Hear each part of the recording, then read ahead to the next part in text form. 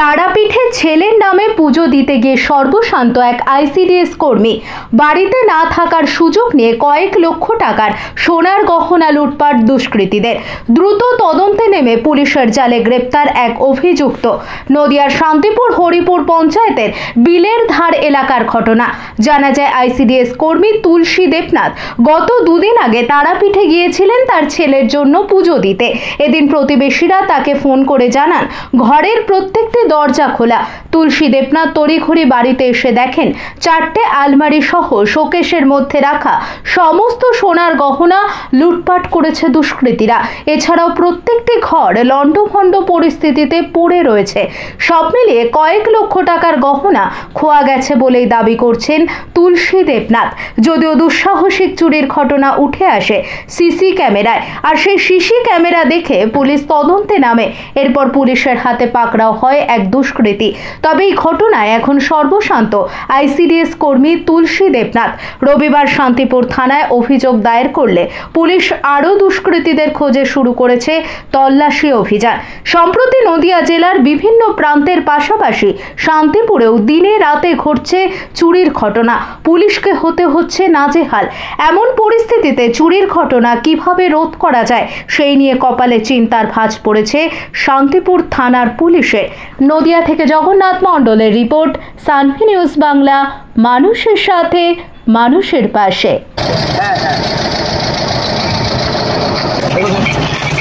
বন্ধু কি চুরি করেছিলে? কি চুরি করেছো? হ্যাঁ হ্যাঁ হ্যাঁ, সোনার জিনিস। কার কাছ থেকে? বিলের ধার। হ্যাঁ, ক লাখ টাকা?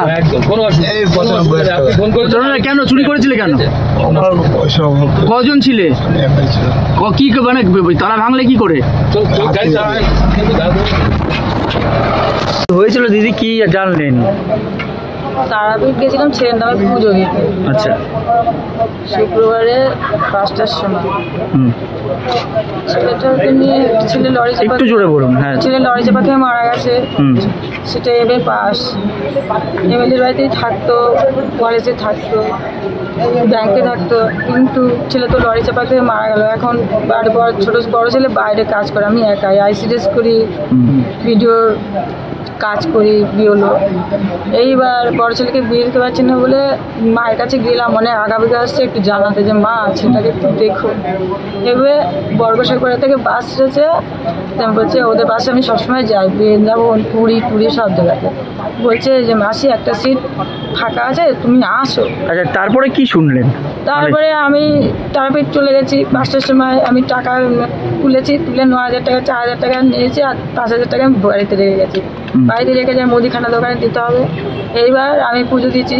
এবার আসার সময় যে নাকি ইয়েতে নেমেছি, ওই আপনার আরে অধীরের এলাকাটা কি যেন নাম। আপনি কখন জানতে পারলেন চুরি হয়েছে বলুন? সন্ধ্যায়, পরের দিন সন্ধ্যা 7টা। আচ্ছা, এসে কি দেখলেন? এসে আমি দেখিনি, ওরা আমাকে ওরা সন্ধ্যাবেলা একটু তদন্ত করে যে ঘুমিয়ে আছে কিনা, সন্ধ্যের দিনই কেন। না, আপনি বাড়িতে এসে কি দেখলেন? সব ভাঙা, সব। আচ্ছা, কি ভাঙা? 4টে আলমারি, 3টে শোকেস, তারপরে সব ভাঙা। হ্যাঁ, সব লোট পালট করে গোপাল, আমার গোপাল বিগ্রহ, গোপালের গায়ে কি কি নিয়ে গেছে? সোনার কক ভরি সোনা, সব ভরে কবরই হবে। সোনার চেন, 5টা আংটি। কি কি নিয়ে গেছে? সোনার চেন, 5টা আংটি, তারপরে 4-5 ভরি রূপো, তারও বেশি হবে। তারপরে কাগজপত্র। ক লাখ টাকার হবে জিনিস? তাও অনেক ভালোই হবে, মোটামুটি আনুমানিক আপনার? আর বলে 2.5 লাখ টাকার বেশি হবে। 2.5 লাখ টাকার? 5 লাখ টাকার? 5 লাখ, 5টা আংটি খুব মোটা, মানে মোট ক লাখ টাকা? আমি আন্দাজে বলতে পারবো না। কি নাম আপনার? তুলসী দেবনাথ। তুলসী দেবনাথ। ওই যে হরিপুর নোয়াখালী পাড়া, বিলের ধার পাড়া। ঠিক।